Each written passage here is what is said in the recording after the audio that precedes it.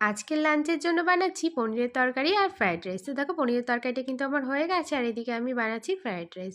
তো আজকে হলো সরস্বতী পুজো। তো সরস্বতী পুজোতে এবার দুদিন পড়েছে, তো আজকে হলো প্রথম দিন। তো এবার তো আমি বাড়িতে সরস্বতী পুজো করতে পারিনি, তাই আমার ছেলে কালকে ওর ম্যামের বাড়িতে গিয়ে অঞ্জলি দিয়ে আসবে। তো যাই হোক, দেখো আজকে যেহেতু পুজো সেহেতু ভাবলাম নিরামিষই বানাই। তো নিরামিষ কী বানাবো, তো চটপট করে ফ্রায়েড রাইস আর পনির করে নিলাম। তো দেখো আমার রান্নাবান্না হয়ে গেছে আর স্নান টানও হয়ে গেছে, তো এবার আমরা খাওয়া দাওয়া করে নেব।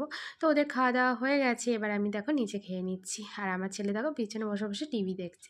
তো যাই হোক, খাওয়া দাওয়া করে একটু রেস্ট নিয়ে নিয়েছিলাম আর এই দেখো বিকেলবেলা উঠে ছেলে রেডি হচ্ছে ওর পাপার সাথে ঠাকুর দেখতে যাবে বলে। আর আমি গিয়েছিলাম ছাদে, জামা কাপড় তুলে নিয়ে আসলাম। জামা কাপড়গুলো তুলতে গিয়ে দেখি কিছুই শুকায়নি।